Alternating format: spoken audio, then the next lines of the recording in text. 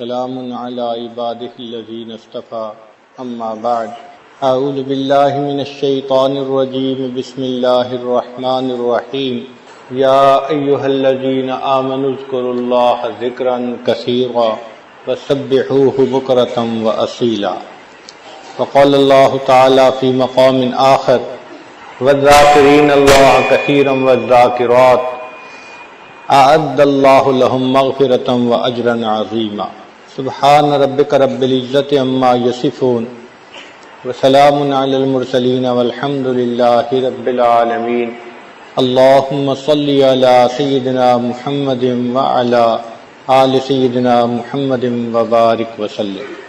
ارشاد باری تعالی ہے، یا ایہا الذین آمنو، اے ایمان والو، اے وہ لوگو جو اللہ تعالی اور اس کے رسول صلی اللہ علیہ وسلم کے حکموں کو ماننے کا اقرار کر چکے ہو، ان کے حکموں کو ماننے کا وعدہ کر چکے ہو، اذکروا اللہ ذکرا کثیرا، اللہ تعالیٰ کا ذکر کثرت کے ساتھ کرو۔ اس آیت مبارکہ میں رب کریم اس بات کا حکم فرما رہے ہیں کہ سارے ایمان والے اللہ تعالیٰ کا ذکر کثرت کے ساتھ کریں۔ اب ذکر کثرت کے ساتھ کرنا، اس سے کیا مراد ہے؟ ہمارے حضرت مرشد عالم رحمۃ اللہ علیہ فرمایا کرتے تھے کہ ذکر کثیر اس کی ہے یہ تفسیر کہ الذین یذکرون اللہ قیاما وقعودا وعلی جنوبہم، کہ وہ لوگ جو کھڑے بیٹھے لیٹے ہر حال میں اپنے اللہ کو یاد رکھتے ہیں، یہ ذکر کثیر کہلائے گا۔ آج ہماری کوتاہی یہ ہے کہ ہم ذکر تو کرتے ہیں مگر قلیل کرتے ہیں، کثیر نہیں کرتے، چنانچہ چند بار تسبیح پڑھ کے ہم تھک جاتے ہیں، اور مراقبہ 5 منٹ 7 منٹ 10 منٹ منٹوں کا مراقبہ۔ بھائی اگر کوئی پہلی جماعت کا طالب علم ہونا اور وہ 20 منٹ روزانہ پڑھے تو وہ پہلی جماعت کے امتحان میں پاس نہیں ہوتا سال کے بعد۔ ہم چند منٹ کا مراقبہ کر کے اس ذکر کے امتحان میں کیسے پاس ہو سکتے ہیں؟ جن بزرگوں نے ذکر کے اثرات کو اپنے اوپر پایا، انہوں نے پھر ذکر میں خوب وقت لگایا، ٹکا کے ذکر کیا، ڈٹ کے ذکر کیا۔ تو ہم اللہ تعالیٰ کی یاد کثرت کے ساتھ کریں۔ اس کی مثال یوں سمجھیں، ایک آدمی کو بخار تھا، ڈاکٹر نے کہا بھئی آپ نے آگمنٹن کی دوائی لینی ہے، یہ 10 گولیاں ہیں اور تم نے 5 دن میں صبح و شام کھانی ہے۔ وہ گھر گیا، اس نے سوچا کہ صبح و شام کھانے کا کیا فائدہ، میں روزانہ 1 گولی کھا لیتا ہوں۔ وہ 1 گولی روزانہ کھاتا رہا، 10 دن گزر گئے، بخار نہیں اترا۔ پھر ڈاکٹر کے پاس آیا، ڈاکٹر صاحب بخار نہیں اترا، حالانکہ اس بندے نے بالکل صحیح دوائی استعمال کی تھی، لیکن اس نے مقدار میں کوتاہی کی تھی، کمی کی تھی۔ اس کو صبح و شام استعمال کرنی تھی، اس نے دن میں صرف 1 دفعہ کی۔ مقدار پوری نہ ہونے کی وجہ سے اس کو وہ اثرات نصیب نہ ہوئے جو ہونے چاہیے تھے۔ اس لیے جو ٹی بی کے مریض ہوتے ہیں، ڈاکٹر ان کو کہتے ہیں کہ آپ نے 85 دن ٹیکے لگوانے ہیں اور ان میں کسی دن ناغہ نہیں کرنا۔ عجیب بات ہے کہ 1 دن ناغہ ہو جائے تو پھر وہ نئے سرے سے شروع کر دیتے ہیں۔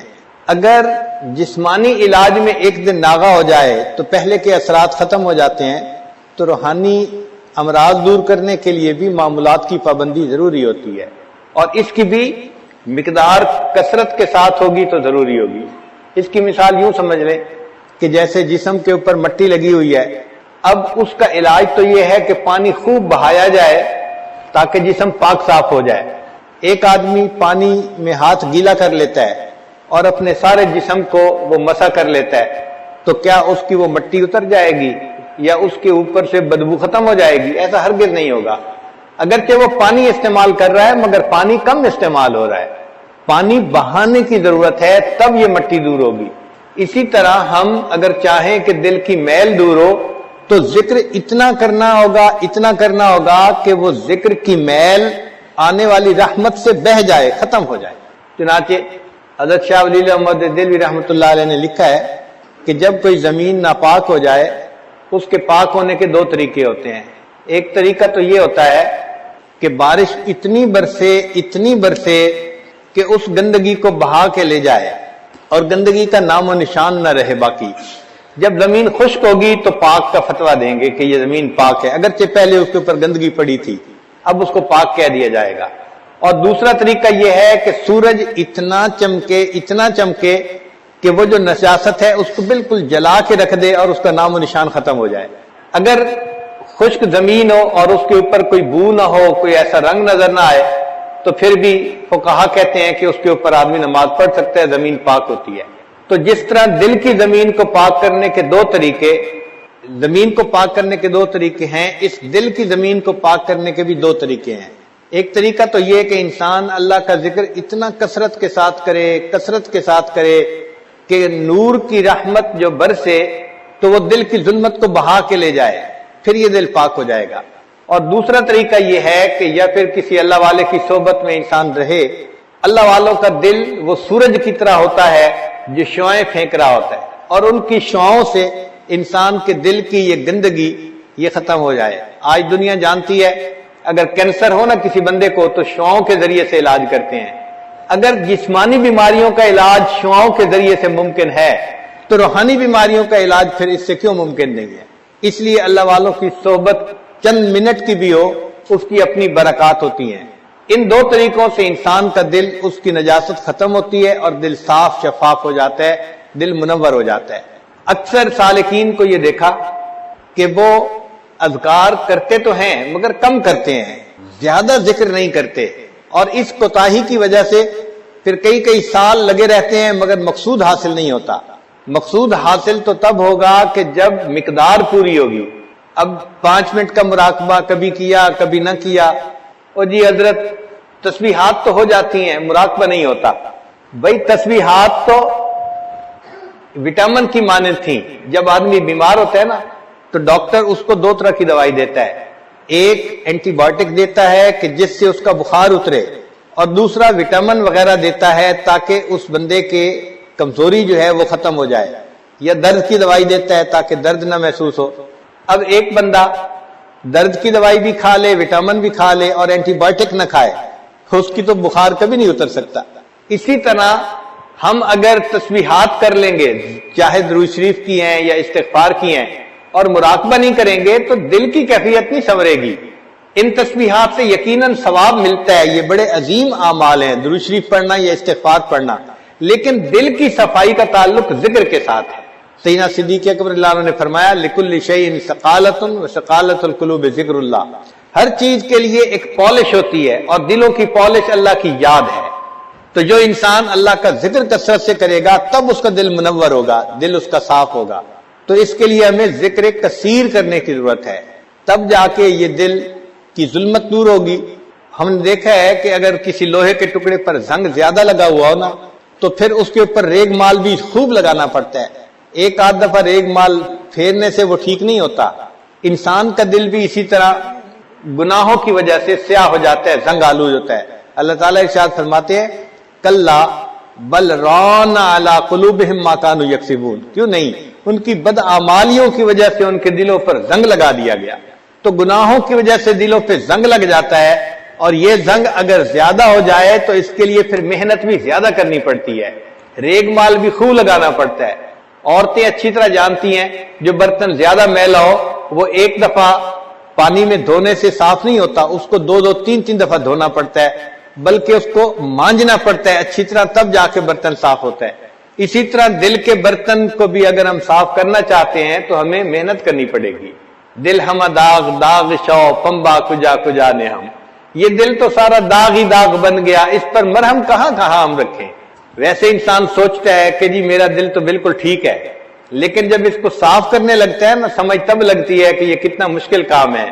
مصحفی ہم تو سمجھتے کہ ہوگا کوئی زخم، مصحفی ہم تو سمجھتے تھے کہ ہوگا کوئی زخم، تیرے دل میں تو بہت کام رفو کا نکلا۔ یہ تو جب کریں گے تب پتہ چلے گا کہ دل میں کتنے داغ لگے ہیں اور کتنی جگہوں پہ زخم لگے ہیں، اب ان کو سینے کی اور صاف کرنے کی ضرورت ہے۔ تو ذکر کی کثرت نہ ہونا ہماری رکاوٹ بنیادی ہوتی ہے۔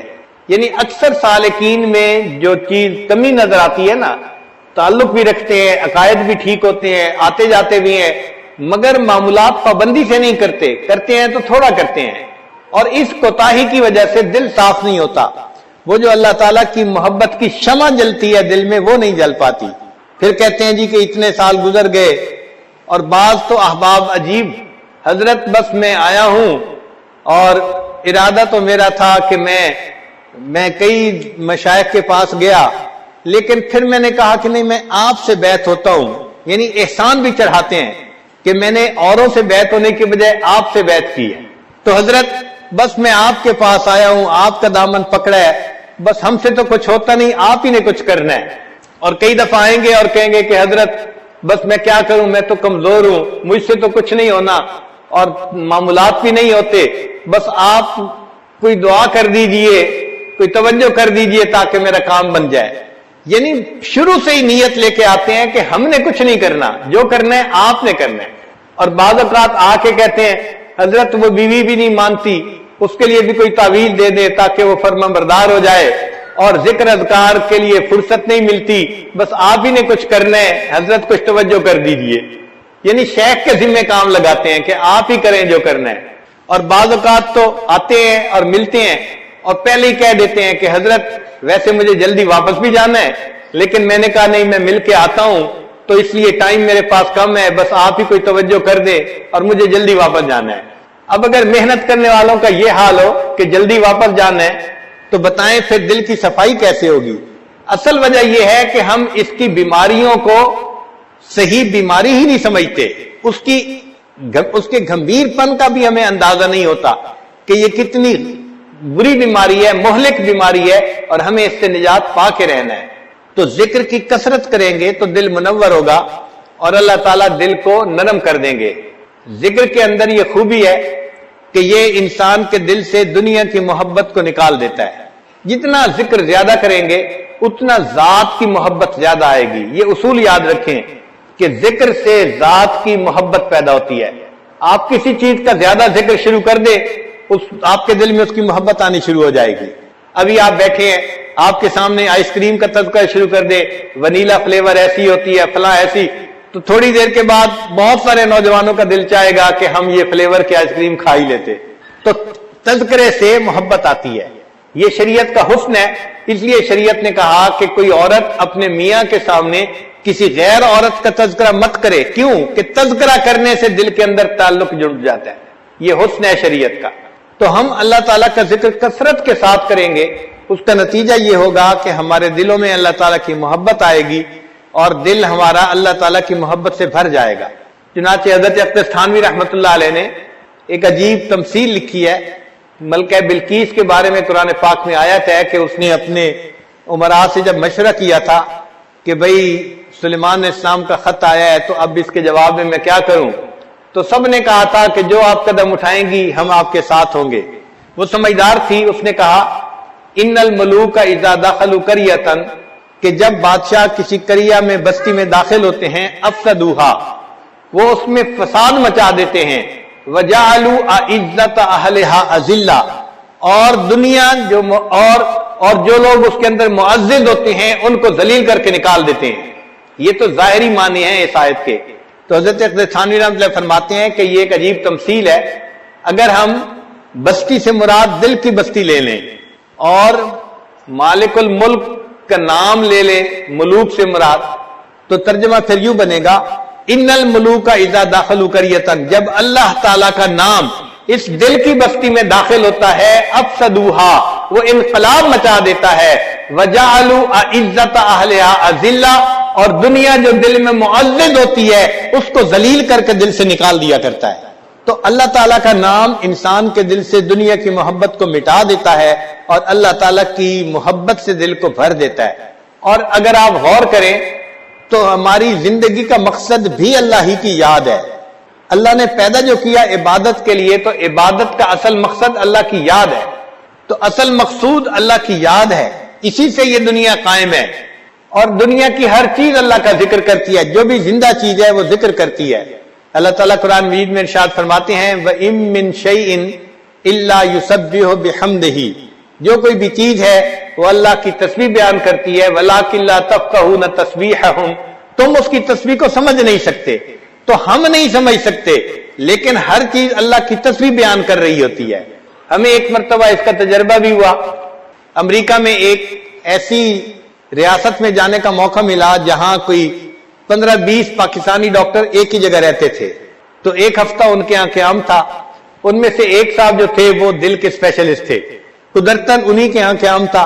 وہ مجھے کہنے لگے کہ حضرت آپ نے ہماری روحانی بیماریوں کا علاج تو ہمیں بتا دیا، اب میں آپ کو صبح ہاسپٹل لے جاؤں گا اور آپ کے دل کو میں چیک کروں گا۔ ہم نے کہا جی ٹھیک ہے، چنانچہ وقت تھا، ہم اس کے ساتھ ہاسپٹل چلے گئے۔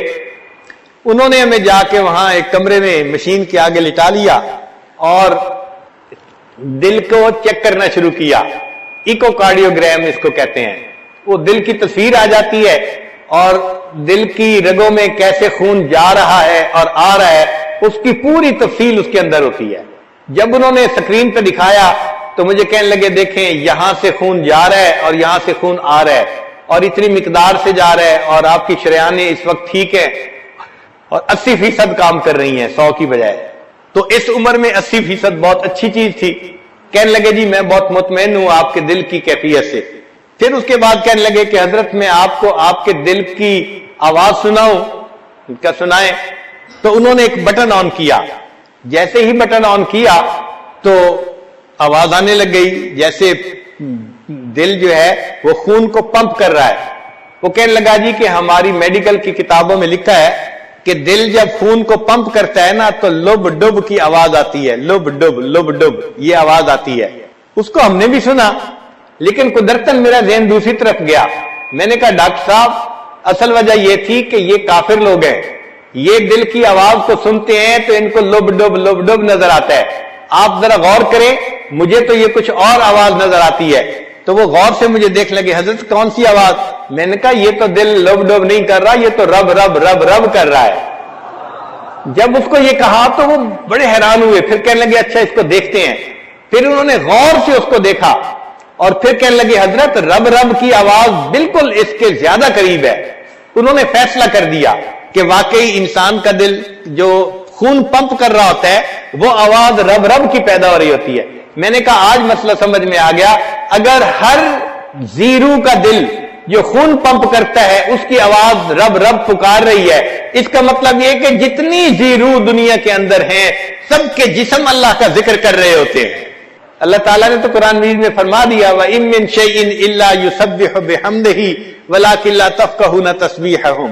تو واقعی بات ایسی ہے کہ ہمارا جسم اللہ کا ذکر کر رہا ہوتا ہے، باقی ہم خود اللہ کا ذکر کریں تو پھر کامل جسم اللہ کا ذکر کرے گا، ورنہ آدھا تو کر ہی رہا ہوتا ہے اور باقی آدھا غافل ہوتا ہے۔ تو ہمیں اللہ تعالیٰ کا ذکر کثرت کے ساتھ کرنا چاہیے تاکہ اس کے اثرات ہمارے دلوں پر مرتب ہوں۔ چنانچہ انسان کا یہ جو ذکر ہے یہ انسان کے لیے جان کی مانند ہے، روحانی جان کی مانند ہے۔ چنانچہ حدیث پاک میں آتا ہے، ابو موسیٰ اشعری رضی اللہ تعالیٰ عنہ روایت کرتے ہیں، قال النبی صلی اللہ علیہ وسلم مثل الذی یذکر ربہ والذی لا یذکر ربہ مثل الحی والمیت، کہ مثال اس شخص کی جو ذکر کرتا ہے اور اس کی جو ذکر نہیں کرتا زندہ اور مردہ کی مانند ہے۔ یعنی ذکر کرنے والا انسان زندہ ہے اور ذکر نہ کرنے والا شخص وہ مردہ کی مانند ہے۔ تو یہ روحانی زندہ اور روحانی مردہ ہے گویا۔ دیکھیے اللہ کے حبیب صلی اللہ علیہ وسلم نے 1400 سال پہلے بتا دیا کہ ذکر کرنے والا انسان زندہ کی مانند اور ذکر نہ کرنے والا وہ مردہ کی مانند ہے۔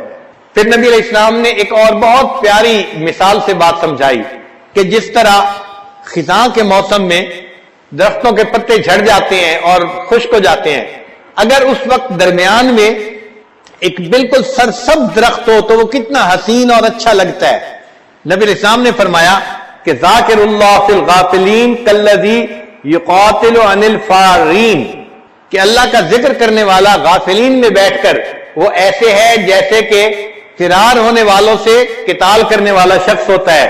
وذاکر اللہ فی الغافلین کالشجرۃ الخضراء فی وسط الشجر الذی تحاط ورقۃ من الصریف، جیسے خزاں کے موسم میں بے برگ و بار درختوں کے درمیان سرسبز درخت ہوتا ہے، اس طرح غافل لوگوں کے درمیان بیٹھ کر ذکر کرنے والا انسان اللہ کی نظر میں یوں حسین اور اچھا معلوم ہوتا ہے۔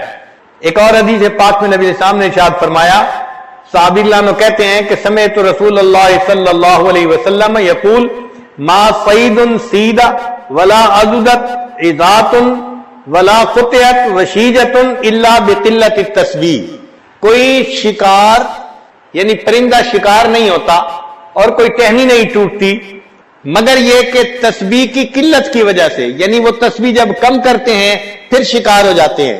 اللہ کی شان دیکھیے کہ پرندے جب تک اللہ کا ذکر کرتے رہتے ہیں اس وقت تک کوئی ان کو شکار نہیں کر سکتا، جب ذکر میں کوتاہی ہوتی ہے، کمی ہوتی ہے، تو اس وقت ان کو گویا موت دے دی جاتی ہے۔ ابو الدرداء رضی اللہ عنہ روایت کرتے ہیں ما اخذ طائر ولا حوت الا بتضییع التسبیح، کوئی پرندہ نہیں پکڑا جاتا، کوئی مچھلی نہیں پکڑی جاتی مگر جب وہ تسبیح کو ضائع کرتی ہے، یعنی اللہ کا ذکر کم کرتی ہے، اس وقت اس کو پکڑ لیا جاتا ہے۔ انس رضی اللہ عنہ ایک حدیث پاک روایت کرتے ہیں آجال البہائم کلھا وخشاش الارض فی التسبیح، کہ جو بہائم ہیں، جانور ہیں، ان کی جو زندگیاں ہیں اس کا تعلق ان کی تسبیح کے ساتھ ہے، اور جو زمین کے کیڑے ہیں، حشرات الارض ہیں، ان کا تعلق بھی زندگی کا ان کی تسبیح کے ساتھ ہے۔ اگر وہ تسبیح کرتے رہتے ہیں تو زندگی لمبی رہتی ہے، جب ذکر میں کمی کرتے ہیں فَإِذَا انْقَضَى تَسْبِيحُهَا قَبَضَ اللَّهُ أَرْوَاحُهَا، جب تسبیح چھوڑ دیتے ہیں اللہ تعالیٰ پھر ان کی روحوں کو قبض کروا دیتے ہیں۔ ایک اور حدیث پاک میں یزید بن مرشد رضی اللہ تعالیٰ عنہ فرماتے ہیں کہ نبی السلام نے فرمایا لا يصاد شيء من الطير والحيتان الا بما يذيع من تسبيح الله، کہ جب کوئی پرندہ اللہ تعالیٰ کی تسبیح کو کم کرتا ہے، ضائع کر دیتا ہے، پھر اس پرندے کا شکار کیا جاتا ہے، یا مچھلی ضائع کر دیتی ہے تب مچھلی کو پکڑ لیا جاتا ہے۔ تو اس کا مطلب یہ ہوا کہ جو ذکر کرتا ہے وہ زندہ ہے، اور جو ذکر نہیں کرتا وہ اللہ تعالیٰ کے نزدیک مردہ کی مانند ہے۔ اسی لیے یہ پوری کائنات، اس میں جب تک اللہ رب العزت کا نام رہے گا یہ کائنات اس وقت تک سلامت رہے گی، اور جب یہ اللہ کا نام سے محروم ہو جائے گی اللہ تعالیٰ اس کائنات کو ختم کر دیں گے۔ چنانچہ حدیث پاک میں ہے قال رسول اللہ صلی اللہ علیہ وسلم لا تقوم الساعة حتى يقال في الارض اللہ اللہ، کہ اس وقت تک قیامت قائم نہیں ہو سکتی جب تک کہ زمین میں کوئی ایک بندہ بھی اللہ اللہ کہنے والا ہوگا۔ یہاں ایک نقطہ سمجھنے کی ضرورت ہے کہ قیامت سے بڑی مصیبت اور کوئی نہیں، اتنی بڑی مصیبت اس وقت تک نہیں آ سکتی جب تک کہ ایک بندہ بھی اللہ اللہ کہنے والا ہے۔ اور ایک اور حدیث پاک میں ہے کہ اللہ تعالیٰ نے اسرافیل علیہ السلام کو حکم دیا ہے کہ اگر تم دنیا میں کسی بندے کو سنو کہ وہ میرا نام لے رہا ہے تو اس نام کو سننے کے بعد سور کو پھونکنے میں 40 سال کی تاخیر کر دینا۔ تو ایک دفعہ اللہ کا نام لینا قیامت جیسی مصیبت کو اگر 40 سال ٹال دیتا ہے تو جو بندہ روزانہ ہر وقت اللہ کا نام لے گا اللہ اس سے دنیا کی مصیبتوں کو کیوں نہیں ٹالیں گے۔ آج ہم تعویذوں کے پیچھے بھاگتے ہیں اور عاملوں کے پیچھے بھاگتے ہیں، ہمیں اصل میں سمجھ نہیں آتی کہ کرنے کی کیا ضرورت ہے۔ ہم اپنی زندگی شریعت کے مطابق بنائیں اور جو اذکار ہیں ان کو کریں، اللہ تعالیٰ ہمیں پریشانیوں سے بچائیں گے۔ مغیر الاحوال اللہ رب العزت ہیں، وہ پھر حالات کو ٹھیک کر دیتے ہیں۔ تو جو شخص کثرت سے ذکر کرتا ہے پھر اللہ رب العزت دنیا کی پریشانیوں سے بھی اس کو محفوظ فرما لیتے ہیں اور اس کا دل کا سکون بھی عطا فرما دیتے ہیں۔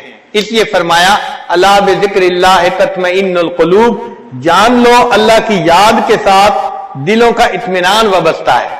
اور یہ بات بھی ذہن میں رکھیے کہ شریعت کے جتنے اعمال ہیں نا ان تمام اعمال کی روح رواں وہ اللہ کی یاد ہے۔ اب دیکھیے اعمال میں سب سے افضل عمل نماز ہے۔ شریعت نے نماز کے اندر، نماز سے پہلے، نماز کے بعد ذکر کا حکم فرمایا۔ چنانچہ الذکر قبل الصلاۃ وذکر اسم ربہ فصلی، اور اس نے اللہ کے رب کے نام کا ذکر کیا اور نماز پڑھی۔ اس آیت سے پتہ چلا کہ نماز سے پہلے بھی اللہ کا ذکر کرنا ہے۔ پھر الذکر فی الصلاۃ، اللہ فرماتے ہیں وَأَقِمِ الصَّلَاةَ لِذِکْرِی، نماز قائم کرو میری یاد کی خاطر۔ تو نماز میں بھی اللہ کا ذکر ہے، اور جب نماز پڑھ لیں تو الذکر بعد الصلاۃ، نماز کے بعد بھی اللہ کا ذکر۔ چنانچہ اللہ تعالیٰ ارشاد فرماتے ہیں فَإِذَا قَضَيْتُمُ الصَّلَاةَ فَاذْكُرُوا اللَّهَ قِيَامًا وَقُعُودًا وَعَلَى جُنُوبِكُمْ، تو نماز سے پہلے بھی اللہ کا ذکر، نماز کے اندر بھی اللہ کا ذکر، اور نماز کے بعد بھی اللہ کا ذکر۔ اب نماز میں نماز جمعہ کی اور اہمیت زیادہ ہے۔ اللہ تعالیٰ نے نماز جمعہ سے پہلے بھی ذکر کا حکم فرمایا، نماز جمعہ کے بعد بھی۔ فرمایا یا ایھا الذین آمنوا اذا نودی للصلاۃ من یوم الجمعۃ فاسعوا الی ذکر اللہ وذروا البیع ذالکم خیر لکم ان کنتم تعلمون. پھر جب نماز جمعہ ادا کر لی تو الذکر بعد الجمعہ، فرمایا فاذا قضیت الصلاۃ فانتشروا فی الارض وابتغوا من فضل اللہ واذکروا اللہ کثیرا لعلکم تفلحون. یعنی جمعہ سے پہلے بھی ذکر کا حکم اور جمعہ کے بعد بھی ذکر کا حکم. نماز کے بعد حج کا عمل لے لیجئے. اب حج کا عمل کتنا محترم بشان عمل ہے کہ جو بندہ حج مبرور کر کے آتا ہے وہ گناہوں سے اس طرح پاک ہوتا ہے جیسے اس دن پاک تھا جب اس کی والدہ نے اس کو جنم دیا تھا. یعنی جب پیدا ہوا تھا جیسے اس دن گناہوں سے پاک تھا، یہ حج کرنے سے اس طرح گناہوں سے پاک ہو جاتا ہے. الذکر فی الحج، ذرا غور کیجئے. اللہ تعالیٰ فرماتے ہیں وَاذْكُرُوا اللَّهَ فِي أَيَّامٍ مَّعْدُودَاتٍ. یہ ایام معدود ایام حج ہیں. اللہ فرماتے ہیں وَاذْكُرُوا اللَّهَ، تم ذکر کرو ان گنتی کے دنوں میں. ایک جگہ فرمایا وَأَذِّنْ فِي النَّاسِ بِالْحَجِّ يَأْتُوكَ رِجَالًا وَعَلَىٰ كُلِّ ضَامِرٍ يَأْتِينَ مِن كُلِّ فَجٍّ عَمِيقٍ لِيَشْهَدُوا مَنَافِعَ لَهُمْ وَيَذْكُرُوا اسْمَ اللَّهِ فِي أَيَّامٍ مَّعْلُومَاتٍ عَلَىٰ مَا رَزَقَهُم مِّن بَهِيمَةِ الْأَنْعَامِ. حدیث پاک میں بھی ہے، نبی علیہ الصلوۃ والسلام نے ارشاد فرمایا، ابو ہریرہ نے فرماتے ہیں کہ انہوں نے سنا نبی علیہ الصلوۃ والسلام کو یہ فرماتے ہوئے من طاف بالبیت سبعا لم يتکلم فیہ الا سبحان اللہ والحمد للہ ولا الہ الا اللہ واللہ اکبر ولا حول ولا قوۃ الا باللہ محیت عنہ عشر سیئات وکتبت لہ عشر حسنات ورفع لہ عشر درجات. کہ جو بندہ اس طرح طواف کرے 7 چکر لگائے کہ اس میں وہ سبحان اللہ والحمد للہ ولا الہ الا اللہ واللہ اکبر یہ پڑھتا رہے، اس کے سوا کوئی کلام نہ کرے، اللہ تعالیٰ 10 گناہوں کو مٹا دیتے ہیں، 10 نیکیاں عطا فرما دیتے ہیں اور 10 درجے بلند فرما دیتے ہیں. اس کا مطلب یہ ہوا کہ طواف کے اندر بھی اللہ کا ذکر مقصود ہے کہ انسان اللہ کا ذکر کثرت کے ساتھ کرے. تو حج کے دوران بھی اللہ کا ذکر ہے.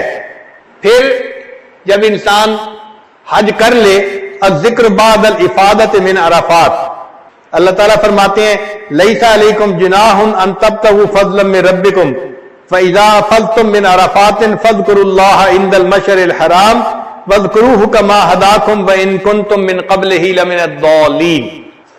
تو دیکھو اس کے بعد بھی وقوف عرفات کے بعد بھی ذکر کا حکم ہے. اور الذکر بعد قضاء المناسک، جو مناسک حج ہیں ان کو کرنے کے بعد بھی پھر ذکر کا حکم. فَإِذَا قَضَيْتُم مَنَاسِكَكُمْ فَاذْكُرُوا اللَّهَ كَذِكْرِكُمْ آبَاءَكُمْ أَوْ أَشَدَّ ذِكْرًا. تو مناسک کرنے کے بعد بھی ذکر ہے. پھر الذکر عند النحر، جب قربانی کرنی ہوتی ہے حج کے دوران تو اس وقت بھی ذکر کا حکم دیا. فرمایا لَن يَنَالَ اللَّهُ لُحُومُهَا ولا دماؤها ولكن يناله التقوى منكم كذلك سخرها لكم لتكبروا الله على ما هداكم وبشر المحسنين. تو اس وقت بھی اللہ کا ذکر. تو اس سے معلوم ہوتا ہے کہ نماز سے پہلے بھی، نماز کے درمیان بھی، نماز کے بعد بھی، جمعہ سے پہلے بھی، جمعہ کے بعد بھی، اور حج میں حج سے پہلے بھی اور حج کے دوران بھی اور حج کے بعد بھی، مناسک کے بعد بھی. تو معلوم ہوا کہ جتنے اعمال ہیں اصل میں ان کی روح رواں اللہ تعالیٰ کی یاد ہی ہے، اللہ تعالیٰ کا ذکر ہی ہے. آپ دیکھ لیجئے ہم روزہ رکھتے ہیں تو روزے میں بھی اللہ تعالیٰ کی یاد کا حکم. چنانچہ اللہ تعالیٰ فرماتے ہیں الذکر فی الصوم شہر رمضان الذی انزل فیہ القرآن ھدی للناس وبینات من الھدی والفرقان فمن شہد منکم الشہر فلیصمہ ومن کان مریضا او علی سفر فعدۃ من ایام اخر یرید اللہ بکم اليسر ولا یرید بکم العسر ولتکملوا اللہ ولتکبروا اللہ علی ما ہداکم ولعلکم تشکرون. اب روزے کے بعد انسان دین کی دعوت کا کام کرتا ہے. یہ بھی ابتدا سے لے کے انتہا تک ذکر اس کے ساتھ جڑا ہوا ہے. چنانچہ جب حضرت موسیٰ علیہ السلام کو نبوت ملی تو انہوں نے اللہ رب العزت کی بارگاہ میں فریاد کی کہ اللہ میرے بھائی کو بھی میرا معاون بنا دیجئے. تو اس وقت انہوں نے کیا تھا، یہ کہا کہ وَاجْعَل لِّي وَزِيرًا مِّنْ أَهْلِي هَارُونَ أَخِي أُشْدُدْ بِهِ أَزْرِي وَأَشْرِكْهُ فِي أَمْرِي كَيْ نُسَبِّحَكَ كَثِيرًا وَنَذْكُرَكَ كَثِيرًا.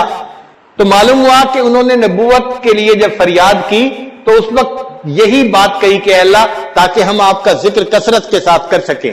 اب جب اللہ رب العزت نے ان کو نبوت سے سرفراز فرما دیا ہارون علیہ السلام کو، اور دونوں کو فرعون کے پاس بھیجنا تھا، اس وقت رب کریم نے دونوں کو ہدایات دی۔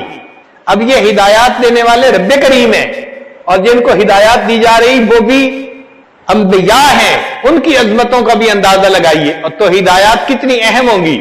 تو اللہ تعالیٰ اس وقت فرماتے ہیں اذهب انت واخوك بآیاتی ولا تنیا فی ذکری، آپ اور آپ کا بھائی آپ جائیے میری نشانیاں لے کر، اور میری یاد سے دونوں غافل نہ ہونا۔ یعنی یہ ذکر یا اللہ کی یاد اتنی اہم ہے کہ اللہ تعالیٰ اپنے انبیاء سے فرماتے ہیں کہ آپ نے دعوت کے کام میں میری یاد سے غافل نہیں ہونا۔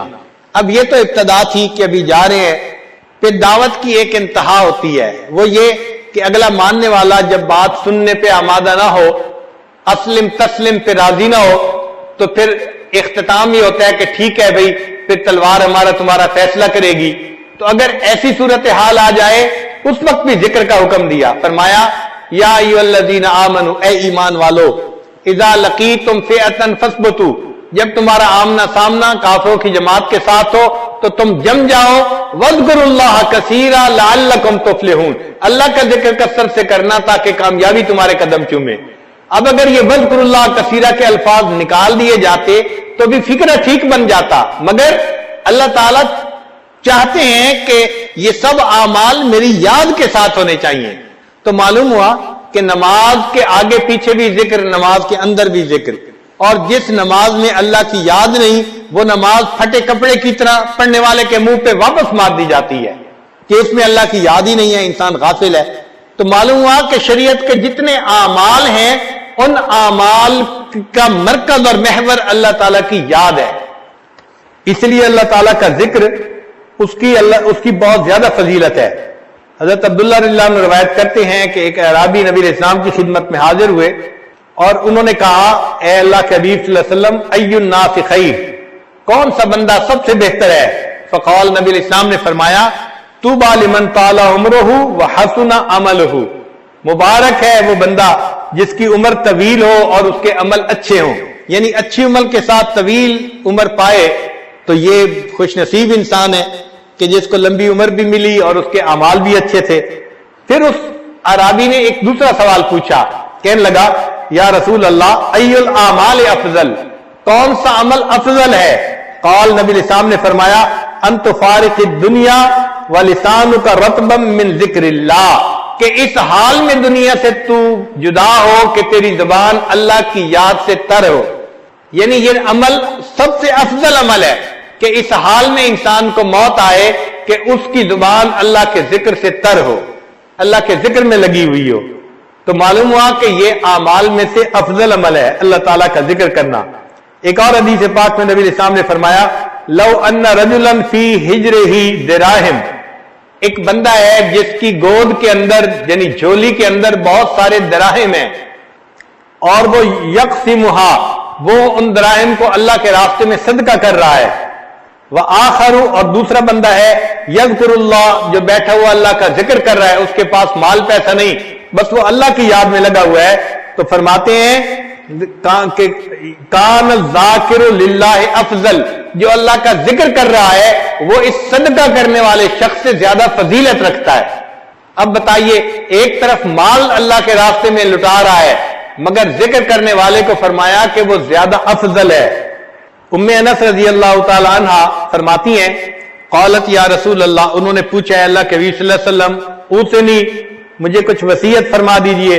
قال اہجری المعاصی، تو گناہوں کو چھوڑ دے، ہجرت اختیار کر، فإنها افضل الہجرہ، یہ سب سے افضل ہجرت ہے، وحافظی علی الفرائض، اور فرضوں کے اوپر حفاظت کر، محافظت کر، یعنی فرض نمازوں کو ادا کر، فإنها افضل الجہاد، یہ افضل جہاد ہے، وأکثری من ذکر اللہ، اور اللہ کے ذکر کی کثرت کر، فإنک لا یأتین اللہ بشیء احب الیہ من کثرت ذکرہ، تو کوئی چیز اللہ کے پاس ایسی لے کے نہیں جا سکتی جو اللہ کو بہت محبوب ہو سوائے اس کے کہ تو نے اللہ کا ذکر کثرت کے ساتھ کیا ہو۔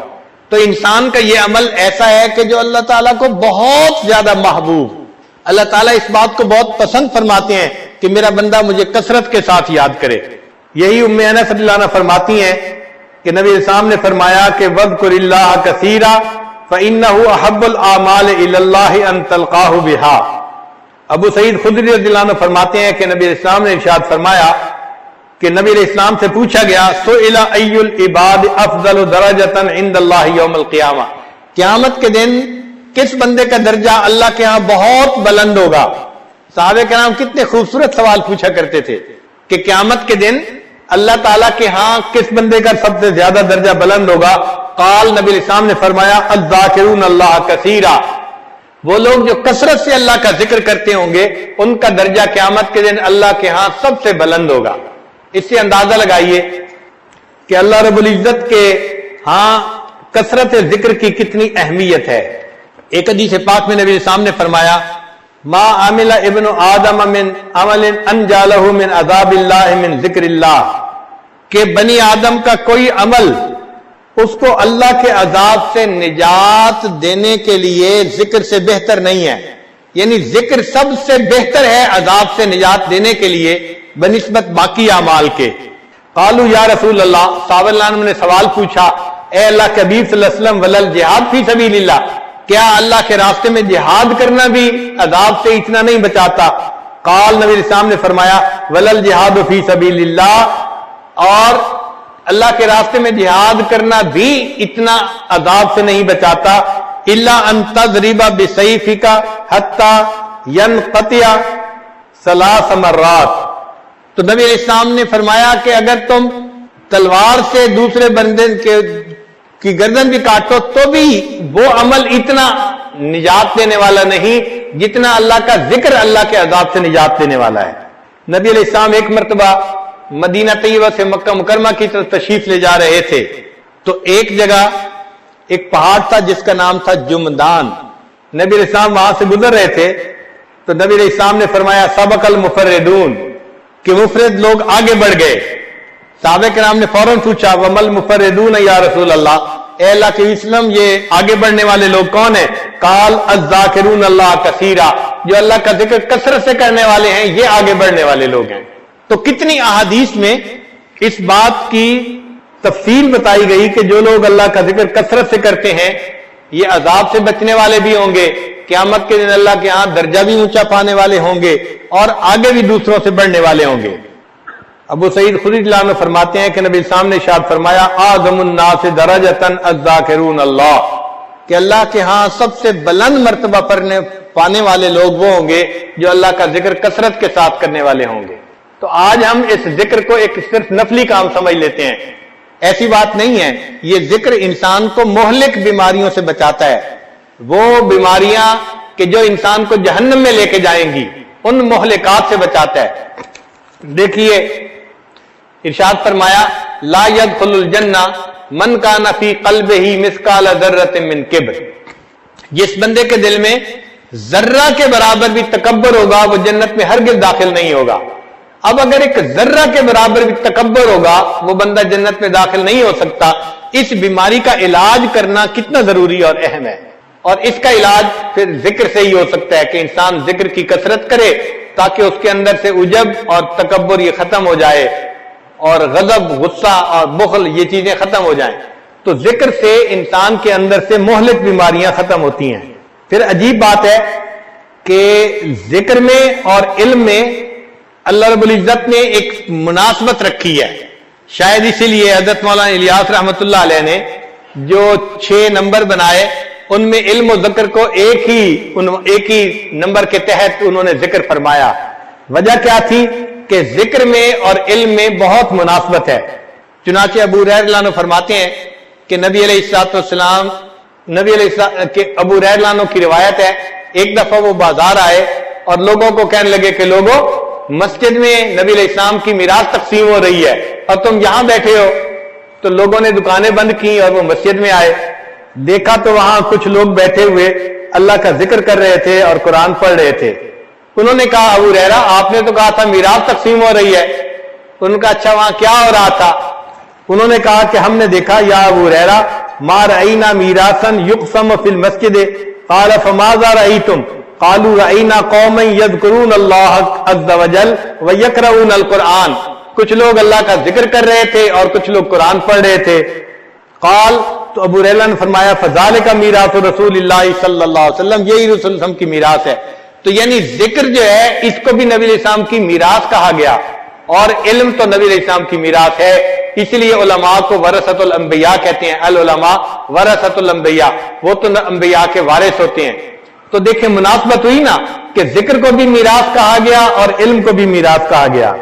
پھر حدیث پاک میں ہے کہ جو لوگ اللہ کے ذکر کی خاطر اکٹھے ہوتے ہیں تو ان کے اوپر اللہ تعالیٰ رحمت نازل فرماتے ہیں اور فرشتے اترتے ہیں اور ان پر سکینہ نازل ہوتی ہے، اور پھر اللہ تعالیٰ ان کی مغفرت فرما دیتے ہیں.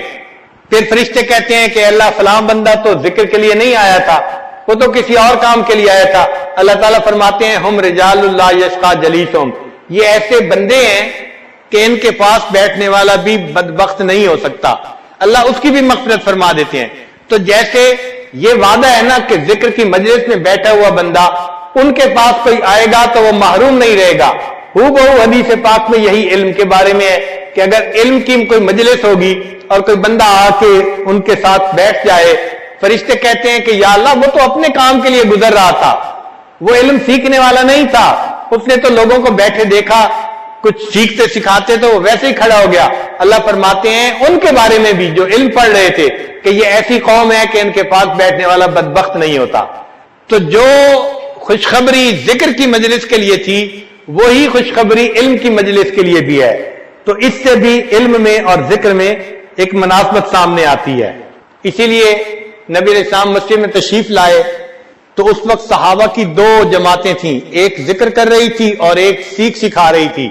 تو نبی علیہ الصلوۃ والسلام نے فرمایا کہ یہ ذکر کی مجلس بھی اچھے اعمال والی مجلس ہے اور علم کی مجلس بھی اچھے اعمال والی مجلس ہے، لیکن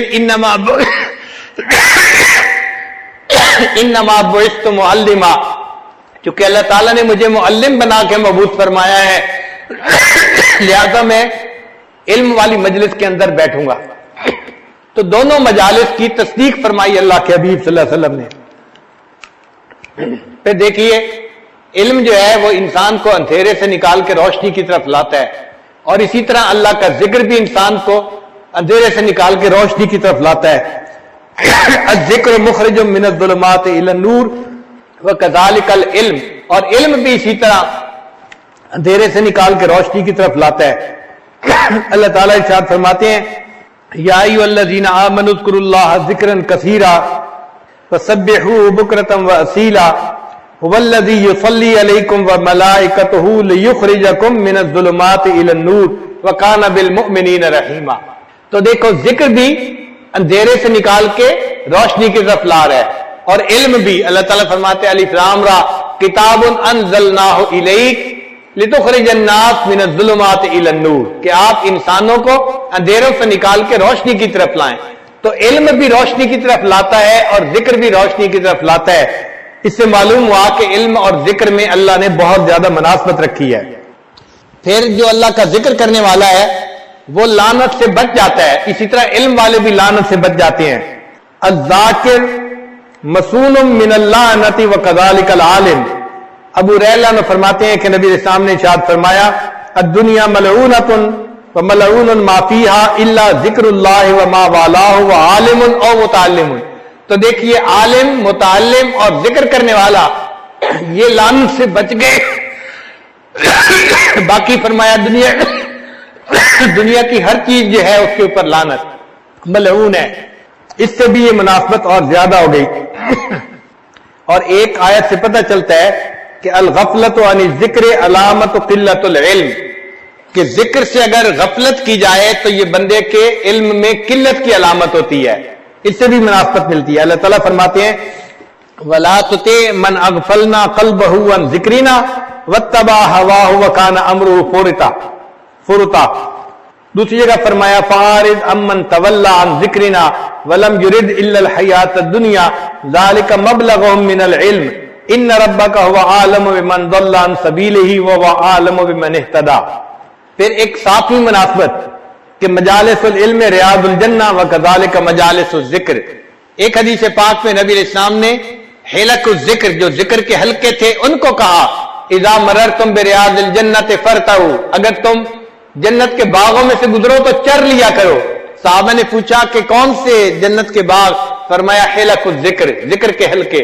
تو حدیث پاک میں ذکر کے حلقوں کو بھی جنت کے باغ کہا گیا، اور ایک دوسری روایت میں جو مجالس علم ہیں ان کو بھی جنت کا باغ کہا گیا۔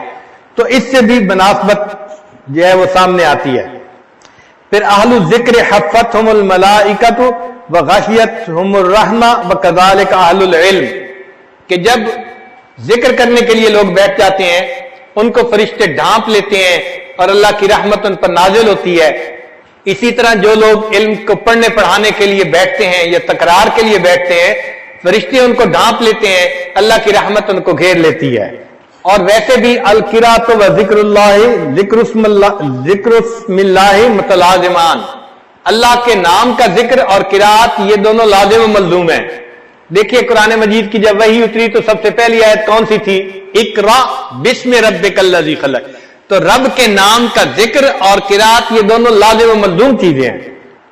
اسی لیے ایک فرق ذرا سن لیجئے، ایک بندہ عالم ہے اور ذاکر نہیں تو اس سے پوچھنے کا حکم نہیں ہے، ایک بندہ ذاکر ہے اس سے پوچھنے کا حکم ہے۔ فرمایا فاسألوا اہل الذکر ان کنتم لا تعلمون، تم اہل ذکر سے پوچھو اگر تمہیں کسی بات کا پتہ نہیں ہے، یعنی وہ عالم جو اللہ کی یاد کرنے والا ہو، ایسا علم والا، وہ حقیقی عالم وہی انسان ہے۔ امام احمد رحمۃ اللہ علیہ فرمایا کرتے تھے عجبت لطالب علم لا ورد له فی اللیل، مجھے تعجب ہوتا ہے اس طالب علم پر کہ جو رات کو کوئی ورد نہ کرتا ہو، یعنی تہجد میں اٹھ کے اوراد و وظائف نہ کرتا ہو، مجھے اس طالب علم کے اوپر بڑی حیرت ہوتی ہے۔ تو اس سے معلوم ہوا کہ اللہ رب العزت نے علم اور ذکر کے اندر بہت زیادہ مناسبت رکھی ہے۔ اس لیے ہر ذاکر کو چاہیے کہ اگر زندگی کا وقت فارغ کر سکے تو علم حاصل کرے، اور ہر عالم کو چاہیے کہ اگر وہ زندگی کے وقت میں کچھ وقت نکال سکے تو ذکر ضرور سیکھے۔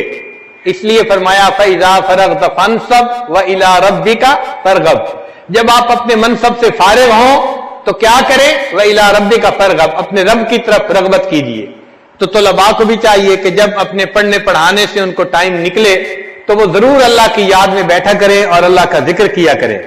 پھر اہمیت الذکر علی سبعۃ اوجہ، ذکر کی اہمیت 7 وجہ سے ہے۔ الامر بہ مطلقا و مقیدا، اللہ تعالیٰ نے ذکر کا حکم فرمایا مطلقاً بھی اور مقیداً بھی۔ فرمایا یا ایھا الذین آمنوا اذکروا اللہ ذکرا کثیرا وسبحوہ بکرۃ واصیلا، اور دوسری جگہ فرمایا وَاذْكُرْ رَبَّكَ فِي نَفْسِكَ تَضَرُّعًا وَخِيفًا۔ اب وَاذْكُرْ رَبَّكَ فِي نَفْسِكَ، ذکر کر اپنے رب کا اپنے نفس میں، ای فی قلبک۔ مفسرین نے کہا اس سے مراد ہے اپنے دل میں اللہ کو یاد کرو۔ تو اللہ تعالیٰ کو یاد کرنے کا حکم ہے گویا اس آیت میں۔ پھر دوسری وجہ النہی عن ضدہ من الغفلۃ والنسیان، یعنی ذکر کا جو ضد ہے وہ غفلت ہے، تو اللہ تعالیٰ نے غافل ہونے سے منع فرمایا، فرمایا وَلَا تَكُن مِّنَ الْغَافِلِينَ، تو غافلوں میں سے مت ہونا۔ تو ایک طرف تو ذکر کی اہمیت بیان فرمائی اور دوسری طرف غافل ہونے سے منع فرما دیا۔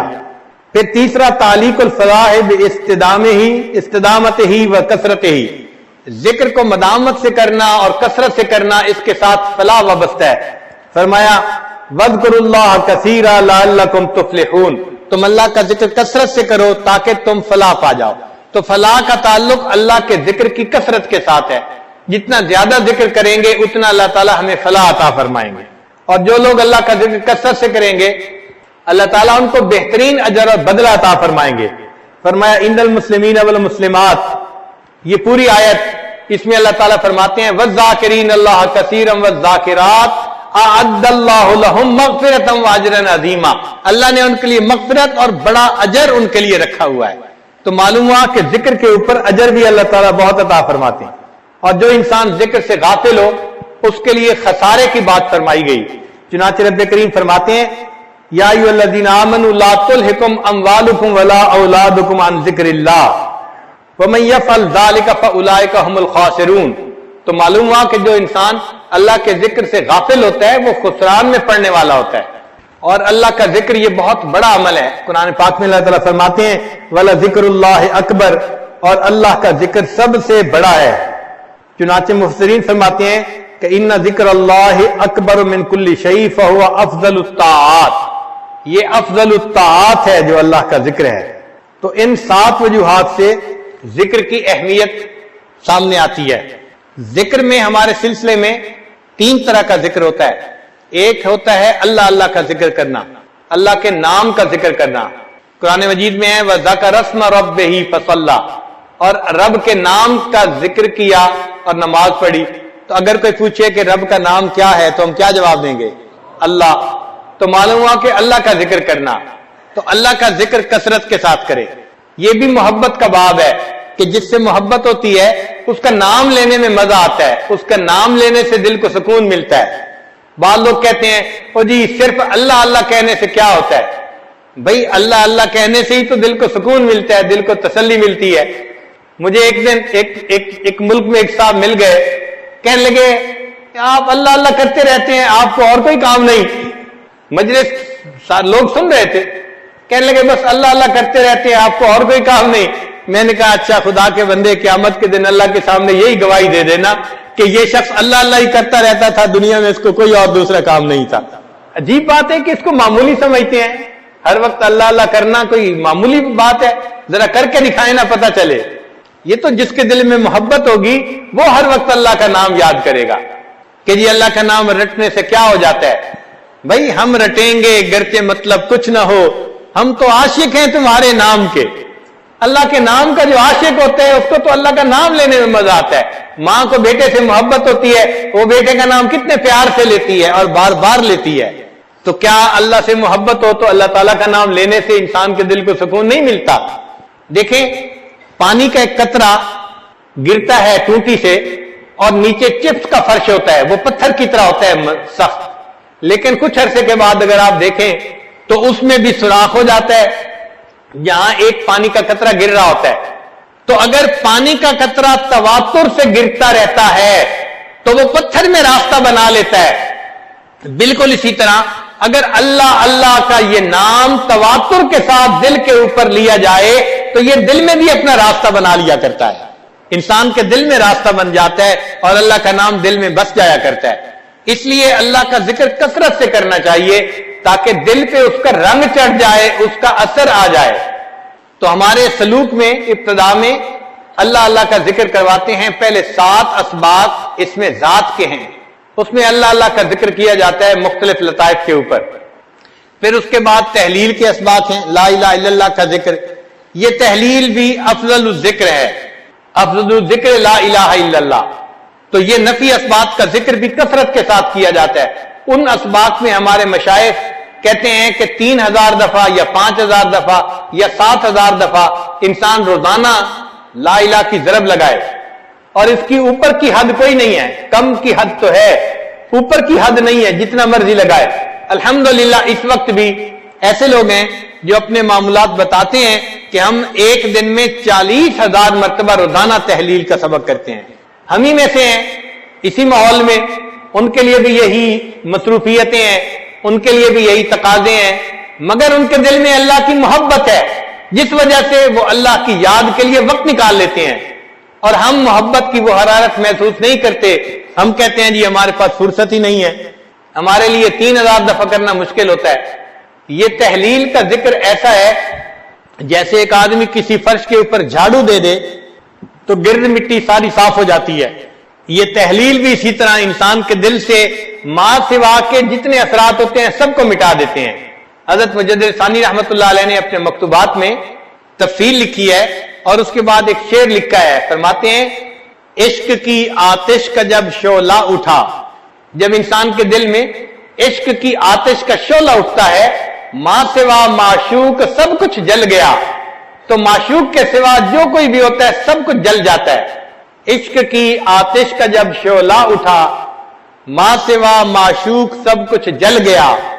تیغ لا سے قتل غیر حق ہوا، یعنی لا کی تلوار سے جو غیر حق تھا، اللہ کے علاوہ جو کوئی تھا سب ختم ہو گیا. تیغ لا سے قتل غیر حق ہوا، دیکھیے پھر بعد اس کے کیا بچا، پھر بچا اللہ باقی سب فنا، مرحبا اے عشق تجھ کو مرحبا، اے عشق تجھے مرحبا ہو کہ تو نے ماں سوا کا نام و نشان مٹا کے رکھ دیا دل میں سے۔ تو لا الہ کی ضرب جب لگائی جاتی ہے تو دل صاف ہوتا ہے اور ماں سوا کی محبتیں دل سے نکل جاتی ہیں، ختم ہو جاتی ہیں۔ اس لیے پہلے اللہ اللہ کا ذکر کروایا جاتا ہے، اس کے بعد تحلیل کے اسباق آتے ہیں تاکہ ماں سوا کی کامل نفی نصیب ہو جائے انسان کو۔ ویسے بھی حدیث پاک میں یہ لا الہ الا اللہ کے بہت زیادہ فضائل ہیں۔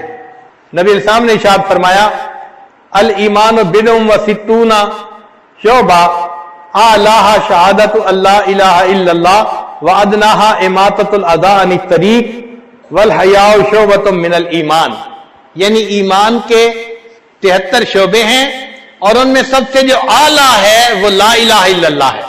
تو لا الہ الا اللہ اللہ کے ہاں اتنی اہمیت رکھتا ہے، اس کا ذکر کرنا اللہ کو بہت پسند ہے۔ جابر رضی اللہ عنہ فرماتے ہیں کہ نبی السلام نے فرمایا افضل الدعاء لا الہ الا اللہ، یعنی افضل دعا لا الہ الا اللہ ہے۔ چنانچہ قرآن مجید میں ہے کہ اللہ تعالیٰ فرماتے ہیں وَأَلْزَمَهُمْ كَلِمَةَ التَّقْوَى وَكَانُوا أَحَقَّ بِهَا وَأَهْلَهَا، اور اللہ نے ان کو تقوی کے کلمے کے اوپر پکا رکھا اور وہ اس بات کے حقدار تھے اور اہل تھے۔ تو مفسرین نے لکھا کہ اس سے کیا مراد ہے، فرماتے ہیں ہی لا الہ الا اللہ محمد الرسول اللہ، کہ کلمۃ التقوی سے مراد لا الہ الا اللہ محمد الرسول اللہ تھا۔ حضرت علی اللہ عنہ فرماتے ہیں کہ میں نے ابن عمر اللہ عنہ سے سنا، وہ کہتے تھے کہ میں نے نبی علیہ السلام سے سنا اور لوگوں نے بھی سنا یقولون لا الہ الا اللہ واللہ اکبر، یعنی تکبیر پڑھ رہے تھے نبی علیہ السلام حج کے موقع پر بین مکہ و منا، منا اور مکہ کے درمیان نبی علیہ السلام تشریف لے جا رہے تھے اور یہ تکبیر پڑھ رہے تھے۔ فقال ہیا قل، تو میں نے پوچھا وما ہیا اے اللہ کے حبیب صلی اللہ علیہ وسلم اس سے کیا مراد ہے؟ قال قوله تعالی والزمهم کلمۃ التقوی وکانوا احق بها واهلها، یعنی لا الہ الا اللہ، اس سے مراد لا الہ الا اللہ ہے۔ ابو ذر اللہ عنہ فرماتے ہیں کہ نبی السلام نے فرمایا یا رسول اللہ، اے اللہ کے رسول صلی اللہ علیہ وسلم اوصنی، مجھے کوئی وصیت فرما دیجئے۔ قال صلی اللہ علیہ وسلم، نبی علیہ السلام نے ارشاد فرمایا اتق اللہ، اللہ سے ڈرو، وَإِذَا عَمِلْتَ سَيِّئَةً فَأَتْبِعْهَا حَسَنَةً تَمْحُهَا، اگر تم کوئی برائی کر بیٹھو اس کے بعد نیکی کرو تاکہ نیکی اس برائی کو دھو دے۔ قال قلت یا رسول اللہ، میں نے کہا اے اللہ کے حبیب صلی اللہ علیہ وسلم امن الحسنات لا الہ الا اللہ، کیا لا الہ الا اللہ یہ بھی نیکیوں میں سے ہے؟ قال صلی اللہ علیہ وسلم، نبی صاحب نے فرمایا من افضل الحسنات، یہ تو سب سے بہترین نیکی ہے لا الہ الا اللہ پڑھنا۔ تو دیکھیے اللہ کے حبیب صلی اللہ علیہ وسلم لا الہ الا اللہ پڑھنے کو سب سے بہترین نیکی فرما رہے ہیں۔ ابن عباس نے فرماتے ہیں کہ قرآن مجید میں ہے لہو دعوت الحق، اس سے مراد لا الہ الا اللہ ہے۔ اکرمہ رضی اللہ عنہ سے روایت ہے کہ اللہ تعالیٰ نے فرمایا کہ یا ایھا الذین آمنوا اتقوا اللہ وقولوا قولا سدیدا، تو قول سدید سے کیا مراد ہے؟ وہ فرماتے ہیں لا الہ الا اللہ اس سے مراد ہے۔ اور فرماتے ہیں کہ اللہ تعالیٰ نے فرمایا قد افلح من تزکا، تزکا سے کیا مراد ہے؟ وہ فرماتے ہیں من قال لا الہ الا اللہ۔ اور ایک اور جگہ قرآن مجید کی آیت ہے وَوَيْلٌ لِّلْمُشْرِكِينَ الَّذِينَ لَا يُؤْتُونَ الزَّكَاةَ، وہ مشرک جو زکوٰۃ نہیں دیتے، تو فرماتے ہیں کہ زکوٰۃ سے کیا مراد؟ فرمایا الَّذِينَ لَا يَقُولُونَ لَا إِلَٰهَ إِلَّا اللَّهُ، لا الہ الا اللہ اس سے مراد ہے۔ اور موسیٰ علیہ السلام نے جب فرعون سے کہا تھا کہ هَلْ لَكَ أَن تَزَكَّىٰ إِلَىٰ أَن تَقُولَ لَا إِلَٰهَ إِلَّا اللَّهُ، ان سے مراد ان کی یہ تھی کہ تو لا الہ الا اللہ پڑھ لے۔ اور قرآن مجید کی آیت ہے ان الذین قالوا ربنا اللہ ثم استقاموا، کہ وہ لوگ جنہوں نے کہا ہمارا رب اللہ ہے پھر اس پر پکے ہو گئے۔ تو اس سے مفسرین نے فرمایا کہ اس سے مراد ہے کہ اللہ شہادت لا الہ الا اللہ، جو لا الہ الا اللہ کی شہادت پر پکے ہو گئے۔ قرآن مجید میں اللہ تعالیٰ ارشاد فرماتے ہیں الا من اذن له الرحمن وقال صوابا، یہاں صوابا سے کیا مراد ہے؟ فرمایا لا الہ الا اللہ اس سے مراد ہے۔ چنانچہ لوط علیہ السلام نے اپنی قوم سے کہا تھا الیس منکم رجل رشید، تو فرمایا تھا الیس منکم رجل یقول لا الہ الا اللہ، تم میں سے کوئی لا الہ الا اللہ کہنے والا نہیں ہے، اس سے مراد تھا رجل رشید۔ قرآن مجید کی آیت ہے کہ جہنمی جہنم میں کہیں گے رب ارجعون، اے اللہ ہمیں واپس لوٹا دیجئے، لعلی اعمل صالحا فیما ترکت کلا، تو اعمل صالحہ سے کیا مراد ہے؟ تو مفسرین نے لکھا کہ اقول لا الہ الا اللہ، تاکہ میں لا الہ الا اللہ کہہ سکوں۔ اللہ رب العزت کا ارشاد ہے للذین احسنوا الحسنى، کہ جو لوگ نیکی کریں گے ان کو حسنہ ملے گا۔ اس سے کیا مراد ہے؟ فرمایا کہ جو لوگ کہیں گے لا الہ الا اللہ، الحسنہ سے مراد الجنہ، ان کو جنت ملے گی، وزیادہ، اور زیادہ سے مراد النظر الی وجہ اللہ تبارک و تعالی، اللہ تعالیٰ کا دیدار کرنا۔ مجاہد رحمت اللہ علیہ فرماتے ہیں کہ اللہ تعالیٰ کا فرمان ہے وَأَسْبَغَ عَلَيْكُمْ نِعَمَهُ ظَاهِرَةً وَبَاطِنًا، اس سے کیا مراد ہے؟ وہ فرماتے ہیں اس سے مراد ہے لا الہ الا اللہ۔ ایک بندے نے واحد میں منبہ رحمت اللہ علیہ سے کہا کہ الیس مفتاح الجنت لا الہ الا اللہ، کیا لا الہ الا اللہ جنت کی کنجی نہیں ہے؟ نبی علیہ السلام نے فرمایا ہے، انہوں نے فرمایا بلا ایسا ہی ہے یا ابن اخی، ولکن لیس من مفتاح الا ولہ اسنان فمن جاء باسنانہ فتح لہ ومن لا لم یفتح لہ، یعنی چابی کے دندانے بھی ہوتے ہیں، تو نیک اعمال دندانے کی مانند ہیں۔ جس نے کلمہ پڑھ لیا چابی تو مل گئی، لیکن اگر وہ اعمال بھی ٹھیک کر لے گا تو دندانے بھی ٹھیک ہو جائیں گے، تو جنت کا دروازہ کھل جائے گا۔ اور اگر اس نے اعمال ٹھیک نہ کیے تو اس کے ہاتھ میں کنجی تو ہوگی، مگر وہ کنجی جنت کا دروازہ کھول نہیں سکے گی۔ اور ایسا ہوتا ہے دو گاڑیاں ہیں، ایک کی چابی دوسرے کو لگاؤ تو دروازہ نہیں کھلتا، حالانکہ وہ چابی اندر چلی بھی جاتی ہے، اس کے دندانے ٹھیک نہیں ہوتے۔ حسن رضی اللہ عنہ فرماتے ہیں قال رسول اللہ صلی اللہ علیہ وسلم، نبی علیہ السلام نے ارشاد فرمایا من قال لا الہ الا اللہ طاشت ما فی صحیفتہ من السیئات حتی یعود الی مثلہا، کہ جس بندے نے لا الہ الا اللہ پڑھا، اس لا الہ الا اللہ پڑھنے پر اس کے نام اعمال میں جتنے گناہ ہوتے ہیں اللہ سب گناہوں کو مٹا دیتے ہیں۔ علامہ اقبال نے کیا اچھے اشعار کہے، خودی کا سر نہاں لا الہ الا اللہ، خودی ہے تیغ فساں لا الہ الا اللہ۔ خودی سے مراد کہ انسان ایک اللہ کے سامنے جھکے، جگہ جگہ سر نہ جھکاتا پھرے، اس کو وہ خودی کہتے ہیں کہ انسان مومن غیور ہونا چاہیے، ایک در پر جھکنے والا ہونا چاہیے، جگہ جگہ سر جھکانے والا نہ ہو۔ خودی کا سر نہاں لا الہ الا اللہ، خودی ہے تیغ فساں لا الہ الا اللہ۔ فساں کہتے ہیں جو چیز کو تیز کرنے والے گرائنڈر ہوتا ہے، وہ کہتے ہیں کہ خودی جو ہے یہ تلوار ہے، اور اس تلوار کو جو تیز کرنے والی چیز ہے وہ لا الہ الا اللہ ہے۔ جتنا لا الہ الا اللہ پڑھو گے تمہاری یہ جو خودی ہے نا، اللہ کے سامنے جھکنا ہے کسی اور کے سامنے نہیں، یہ اتنی زیادہ تیز ہو جائے گی۔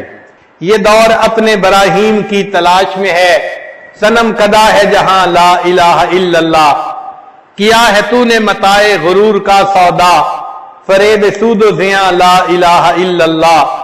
یہ مال و دولت دنیا، یہ رشتہ و پیوند، بتان وہم و گما لا الہ الا اللہ۔ خرد ہوئی ہے زمان و مکان کی زناری، نہ ہے زمان مکان لا الہ الا اللہ۔ یہ نغمہ فصل گلو لالا کا نہیں پابند، یہ بہت ہی خوبصورت شعر کا ہے۔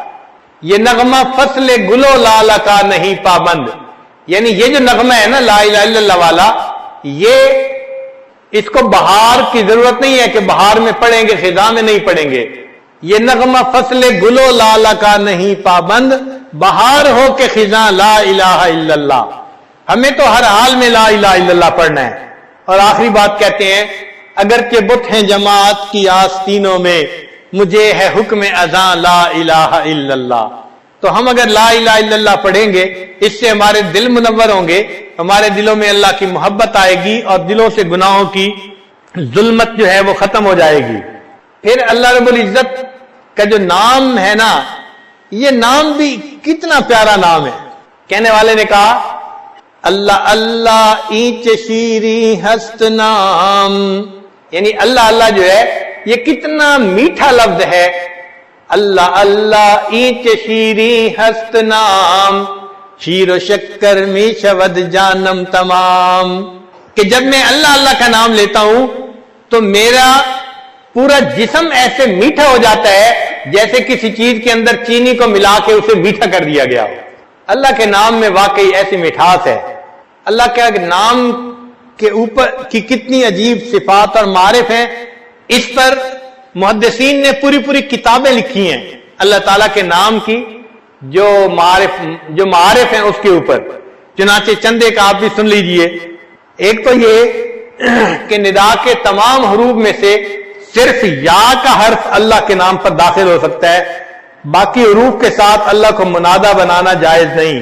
اس کی وجوہات ہیں، مثلا یا ایسا حرف ہے جو قریب کے لیے بھی بولا جاتا ہے اور دور کے لیے بھی بولا جاتا ہے، تو یہ قریب اور بعید دونوں کے لیے استعمال ہوتا ہے۔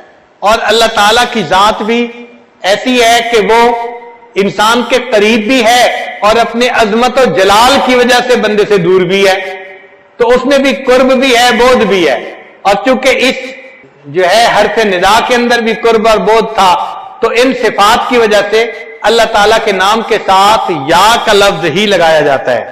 پھر دوسری بات کہ آج تک ماہرین لغات اس بات پر حیران ہیں کہ اللہ رب العزت کا جو یہ نام ہے، یہ عربی ہے یا عجمی، سریانی ہے یا عبرانی، علم ہے یا غیر علم، مشتق ہے یا غیر مشتق۔ اسی طرح یا کی حقیقت بھی لوگوں کی نگاہ سے مستور ہے، تو چونکہ نام بھی مستور تھا اور یہ حرف ندا بھی مستور ہے، تو مستور کو مستور کے ساتھ مناسبت، اس لیے اللہ کے نام کے ساتھ صرف یا کا لفظ آ سکتا ہے۔ پھر قرآن پاک میں جتنے بھی منادہ آئے ہیں سب لفظ یا کے ساتھ آئے ہیں، گویا یا تمام حروف ندا میں افضل ہے، اور اللہ تعالیٰ کا نام اللہ تعالیٰ کے تمام ناموں میں سے افضل ہے، تو افضل کو افضل کے ساتھ جوڑ دیا گیا، الافضل للافضل۔ پھر یا ایسا حرف ندا ہے کہ جو بہت جس میں تخفیف ہے، چھوٹا ہے، آسانی سے کہا جا سکتا ہے، اور اس کے آخر میں الف ہے جو کہ مد الصوت کے لیے ہے اور مدادہ کے لیے مناسب ہے، چونکہ لفظ اللہ کے ساتھ کثرت سے اللہ کو پکارا جاتا ہے اور کثرت استعمال تخفیف کا تقاضا کرتی ہے، اور لفظ اللہ کے ساتھ یا کو خاص کر دیا گیا، اس میں بھی تخفیف اور اس میں بھی اس کے لیے بھی تخفیف۔ تمام حروف ندا میں یا ایسا حرف ندا ہے جس کا حذف کرنا جائز ہے۔ معذوف ہونے کی صورت میں ظاہراً یہ حرف مستور ہوتا ہے اور عملاً و تصرفاً ظاہر ہوتا ہے، یعنی ظاہر بھی ہے مستور بھی ہے، گویا اس حرف کا ظاہر بھی ہے اور باطن بھی ہے، اور چونکہ اللہ تعالیٰ کا ظاہر بھی ہے باطن بھی ہے، الظاہر بھی ہے الباطن بھی ہے، اس مناسبت سے بھی اللہ کے نام کے ساتھ اس لفظ کا حرف کا آنا وہ زیادہ جو ہے وہ بہتر نظر آتا ہے۔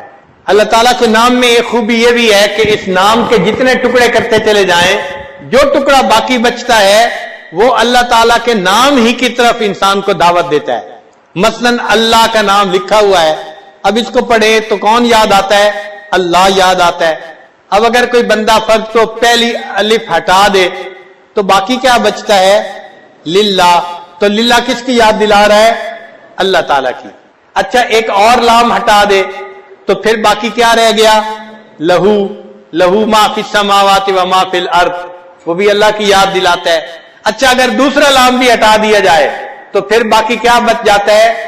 ہو بچ جاتا ہے، لا الہ الا ہو، وہ بھی اللہ ہی کی طرف انسان کو متوجہ کرتا ہے۔ کتنا خوبصورت نام ہے۔ لوگوں کے نام ہوتے ہیں، ایک حرف نکال دو باقی نام کا کوئی مطلب ہی نہیں بنتا، بے معنی سا نام ہو جاتا ہے۔ اللہ آپ کتنے عظیم ہیں، آپ نے اپنے لیے کتنا خوبصورت نام پسند کیا، کوئی بندہ الگ الگ بھی کرتا جائے تو جو بچے گا وہ بھی اللہ کے نام کی طرف ہی انسان کو جو ہے وہ متوجہ کرے گا۔ پھر اللہ تعالیٰ کے جتنے باقی نام ہیں وہ سارے کے سارے ایک صفت پر دلالت کرتے ہیں، مثلا الکریم، کرم کی صفت کے اوپر، الجواد، جود کی صفت کے اوپر، تو ہر اسم جو ہے وہ ایک ایک صفت کے اوپر دلالت کرتا ہے، لیکن اللہ کا نام ایسا ہے جو اللہ تعالیٰ کی تمام صفات کی طرف اشارہ کرتا ہے، یہ ایسا افضل نام ہے۔ پھر یہ بھی سن لیجئے کہ لفظ اللہ سے پہلے اگر کوئی لفظ ہے اور وہ مفتوح ہے یا مضموم ہے تو اللہ کا جو لام ہوتا ہے نا اس کو پر پڑھتے ہیں، اس کو تفخیم کہتے ہیں قرآن کی زبان میں۔ یہ تفخیم لفظ اللہ کی جو ہے نا وہ خصوصیت ہے، کسی اور لام میں یہ تفخیم نہیں ہو سکتی، صرف اللہ کے نام کو پر پڑھا جائے گا، اس لیے کہ اللہ کی عظمت کی وجہ سے اللہ کے نام کے اندر بھی ایسا حسن ہے، اس کے پڑھنے کے اندر بھی انسان کو جو ہے وہ پڑھنے میں بھی مزہ آتا ہے۔ یہ کیسا پیارا نام ہے، اذان کے شروع میں اللہ اور اذان کے آخر پہ اللہ۔ ہم اذان دیتے ہیں تو کہاں سے اللہ اکبر، تو پہلا لفظ کیا ہوتا ہے، اور جب اذان ختم کرتے ہیں تو لا الہ الا اللہ، تو کہاں پہ ختم کیا؟ اچھا، نماز شروع کرتے ہیں تو کیا پڑھتے ہیں؟ اللہ اکبر، تکبیر تحریمہ، تو اللہ کے نام سے نماز کی ابتدا، اور جب سلام پھیرتے ہیں تو پڑھتے ہیں السلام علیکم ورحمۃ اللہ، تو اللہ کے نام پہ انتہا۔ تو اذان کی ابتدا اور انتہا اللہ کے نام سے، نماز کی ابتدا اور انتہا اللہ کے نام سے۔ یہ کیسا پیارا نام ہے، اگر یہ کسی بندے کے دل میں بس جائے تو سوچئے کہ اس بندے کو کتنی نعمت اللہ کے ہاں سے نصیب ہو گئی۔ اس لیے بچہ جب دنیا میں آتا ہے تو سب سے پہلے اس کے کان میں اللہ کا نام پہنچایا جاتا ہے۔ جب اذان دیتے ہیں بچے کے کان میں تو اللہ اکبر سے شروع کرتے ہیں، تو سب سے پہلا نام کیا پہنچا؟ اللہ کا نام پہنچا۔ پھر اللہ کسی دوسرے اسم کی طرف مضاف نہیں ہوتا، جبکہ دوسرے اسماء اس کی طرف مضاف ہوتے ہیں، جیسے عبداللہ، کتاب اللہ، تو اس کی طرف تو مضاف ہو رہے ہیں باقی، لیکن اس کی اضافت کہیں نہیں کر سکتے، چونکہ اضافت نقص کی دلیل ہوتی ہے، اس لیے اس نام کی طرف وہ نہیں کر سکتے۔ اللہ تعالیٰ احتیاج سے پاک ہیں، ایسے اللہ تعالیٰ کا نام بھی احتیاج سے پاک ہے۔ پھر یہ اللہ کا نام پوری کائنات کی جان ہے۔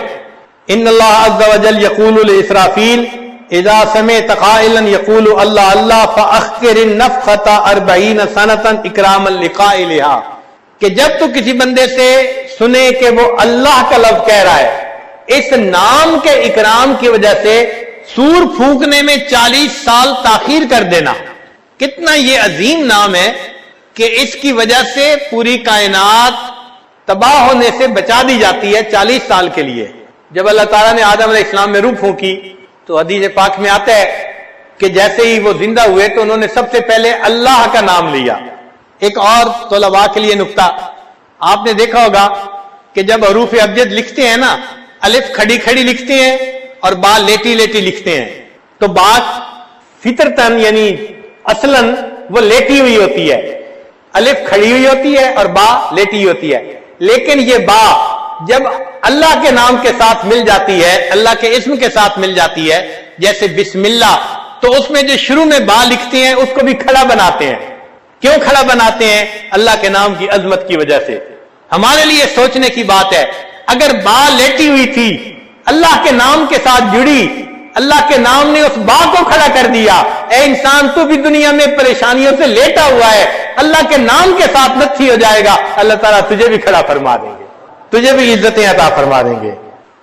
حضرت عمر بن عبدالعزیز رحمت اللہ علیہ اپنے کاتب کو کہا کرتے تھے کہ جب بسم اللہ لکھنا ہو تو با کو ذرا اونچا کر کے لکھا کرو، جتنا اونچا کر کے لکھو گے اتنا بسم اللہ میں حسن زیادہ ہوگا۔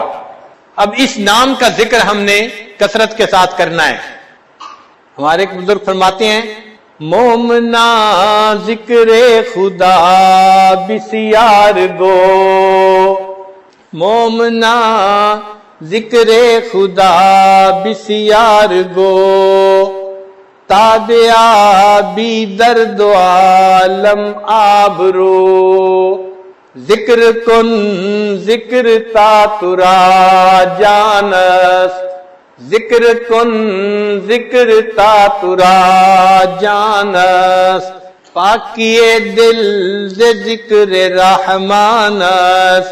جتنا رحمان کا ذکر کریں گے اتنا ہی دل کی پاکی زیادہ بڑھے گی، دل منور ہوگا۔ تو آج کی مجلس میں ہم اپنے دلوں میں یہ ارادہ کریں کہ ہم نے اس ذکر کی کثرت کرنی ہے، لیٹے بیٹھے چلتے پھرتے اپنے اللہ کو یاد کرنا ہے اور اپنے دل کو اس نام سے منور کرنا ہے۔ یہ نام اتنا برکتوں والا ہے کہ حضرت گنگوئی رحمت اللہ علیہ نے ایک جگہ لکھا ہے کہ اگر کوئی بندہ پوری زندگی میں ایک مرتبہ اللہ کا نام محبت سے لے گا، اس ایک عمل کی وجہ سے کبھی نہ کبھی اس کو جہنم سے ضرور نکال لیا جائے گا۔ تو جس نام میں اتنی برکت ہو کہ ایک دفعہ اللہ کا نام اللہ کثرت سے کوئی لے، ایک دفعہ نام لے تو جہنم سے نکلنے کا سبب بنے گا۔ اگر بار بار اس نام کو لیں گے اور رٹیں گے تو اللہ کو کتنا اچھا لگے گا۔ اللہ تعالی ہمیں اپنا ذکر کثرت کے ساتھ کرنے کی توفیق عطا فرمائے۔ ہمارے اکابر خوب ذکر کرتے تھے، بہت زیادہ ذکر کرتے تھے۔ چنانچہ کتابوں میں لکھا ہے کہ بعض حضرات ستو خشک پھانکتے تھے، تو دوسرے بزرگ فرماتے ہیں کہ میں نے ان سے پوچھا اس میں پانی ملا کے کیوں نہیں کھا لیتے؟ وہ کہنے لگے میں نے حساب لگایا ہے، اگر خشک کھائیں تو وقت کم لگتا ہے، پانی ملا کے کھائیں وقت زیادہ لگتا ہے، اور پانی ملانے میں اتنا وقت زیادہ لگتا ہے کہ جس میں 70 مرتبہ سبحان اللہ پڑھ سکتا ہوں، لہذا پچھلے 20 سال سے میں خشک ستو کھا کے گزارا کر رہا ہوں، جو وقت بچتا ہے اس میں بھی میں اللہ کا نام لے لیتا ہوں۔ اور ہمارے اکابر تو فرماتے ہیں کہ ہر سانس کے نکلتے آتے اور جاتے اللہ کا نام انسان لے، ہر سانس کے ساتھ اللہ کا نام، ایک سانس بھی اللہ کے نام سے غافل ہو کر نہ گزرے۔ ہمارے سلسلہ عالیہ نقشبندیہ میں اس کو وقوف قلبی کہتے ہیں۔ وقوف قلبی کا مطلب کہ دل ہر وقت اللہ کے ساتھ جڑا رہے، لیٹے بیٹھے چلتے پھرتے ہر وقت دل اللہ تعالیٰ کی یاد میں مصروف رہے۔ اور واقعی انسان اس نام کو جتنا کثرت سے لیتا ہے، یہ نام انسان کے دل کے اندر اس طرح بس جاتا ہے کہ پھر انسان بھول ہی نہیں سکتا۔ بھلانا بھی چاہو بھلا نہیں سکو گے، بھولنے کی بھی کوشش کرے انسان تو اس نام کو بھول نہیں سکتا، ایسا دل میں بس جاتا ہے۔ چنانچہ شاعر نے کہا روز کہتا ہوں بھول جاؤں انہیں، روز کہتا ہوں بھول جاؤں انہیں، روز یہ بات بھول جاتا ہوں۔ ایسا یہ نام دل میں بس جاتا ہے کہ بندہ بھولنے کی نیت کرے تو بھول بھی نہیں سکتا۔ امام ربانی مجدد ثانی رحمۃ اللہ علیہ فرماتے ہیں کہ جس بندے کو فنائے قلب کی کیفیت حاصل ہو گئی، اس بندے کو 1000 سال کی عمر دی جائے اور اسے کہا جائے اس 1000 سال میں تم اللہ کے نام کو بھلا کر دکھاؤ، وہ فرماتے ہیں کہ 1000 سال کوشش کرنے کے باوجود وہ اللہ کی یاد سے غافل نہیں ہو سکے گا۔ اب ایسا مقام کہ بھلانا بھی چاہو بھلا نہیں سکو گے، اس لیے ہمارے مشائخ نے لکھا ہے الفانی لا یرد، فانی واپس نہیں لوٹتا۔ واقعی جس کو ذکر میں فنا حاصل ہو جاتی ہے پھر غفلت کا نام و نشان وہاں نہیں آتا۔ اس کی مثال یوں سمجھیں کہ اگر کوئی پھل پک جائے تو کیا پکنے کے بعد دوبارہ کچا ہو سکتا ہے؟ دوبارہ کچا نہیں ہو سکتا۔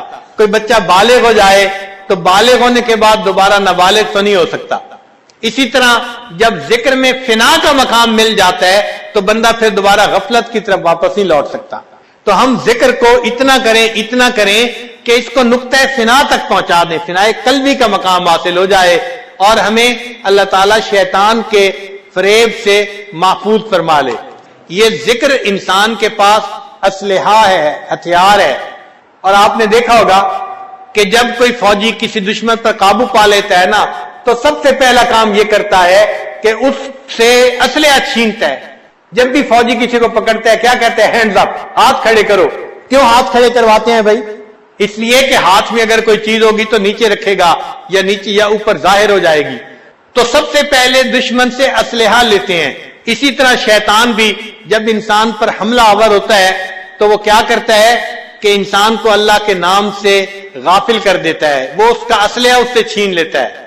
تو ہم اپنے رب سے غافل نہ ہو، بس یہ ذہن میں رکھ لیں، ہر وقت دل میں اللہ تعالیٰ کی یاد ہو۔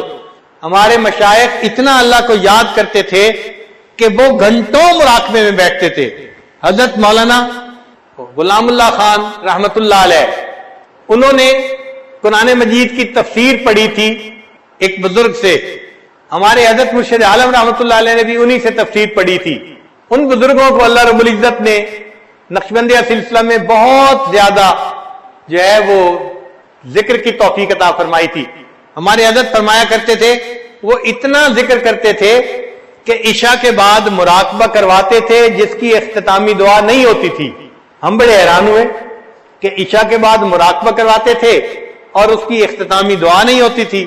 تو حضرت نے فرمایا ہاں، حضرت نے سب مریدین میں اعلان کیا ہوا تھا کہ بھائی جب مراقبہ میں شروع کروں گا آپ مراقبے میں شریک ہو جائیں، پھر جو تھک جائے وہ اٹھ کے چلا جائے۔ ایک جاتا تھا، دوسرا جاتا، تیسرا جاتا، لوگ اٹھ کے جاتے تھے، تہجد کا وقت ہو جاتا، حضرت جب سر اٹھاتے تھے تو سب لوگ جا چکے ہوتے تھے، حضرت اٹھ کے تہجد کی نیت مان لیتے تھے۔ ان کے مراقبے میں اختتامی دعا ہی نہیں ہوا کرتی تھی، اتنا لمبا مراقبہ کیا کرتے تھے۔ گھنٹوں اللہ کی یاد میں بیٹھا کرتے تھے. سید احمد بدوی رحمت اللہ علیہ مصر میں ایک بزرگ ہوئے ہیں, ان کے بارے میں آتا ہے کہ وہ کئی دن کا مراقبہ کرتے تھے, یعنی 40 دن مراقبے میں بیٹھتے تھے. کیا مراد؟ فقط نماز کے وقت اٹھتے تھے اور نماز پڑھ کے پھر مراقبے میں, پھر اٹھتے تھے نماز پڑھ کے پھر مراقبے میں, 40 دن ایسے گزارتے تھے. تو ان کے حالات زندگی میں لکھا ہے کثرت ذکر کرنے کی وجہ سے ان کے چہرے پہ اتنا نور تھا کہ لوگ ان کے چہرے کا نور دیکھ کے برداشت نہیں کر سکتے تھے, تو وہ اپنے چہرے کو لپیٹا کرتے تھے, ڈاٹا باندھا کرتے تھے. عام آدمی ان کے چہرے کو دیکھ کے برداشت نہیں کر سکتا تھا, بے ہوش ہو جاتا تھا. ایسا نور اللہ نے ان کے چہرے پہ عطا فرمایا تھا.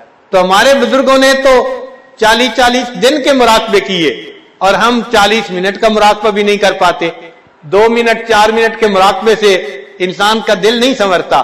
جو دل بگڑنے میں جو ہے 20 سال لگے اس کو بگاڑنے میں, اب اس کو سنوارنے میں 20 منٹ تو لگیں گے ہی نا. یہ کیسے ہو سکتا ہے کہ ہم 2 منٹ کا مراقبہ کریں اور دل سنور جائے؟ تو اس کے لیے وقت لگانا پڑے گا. ہم اس کو اپنی ایک ضرورت سمجھیں. موت سے پہلے یہ نعمت اللہ نے ہمیں عطا فرمائی ہے. ہم اپنے دل کو سنوار لیں تو یہ قلب سلیم بن جائے گا. اور اللہ تعالیٰ فرماتے ہیں کہ یوم لا ینفع مال ولا بنون الا من اتى اللہ بقلب سلیم. قیامت کے دن نہ مال کام آئے گا, نہ اولاد کام آئے گی, بیٹے کام آئیں گے.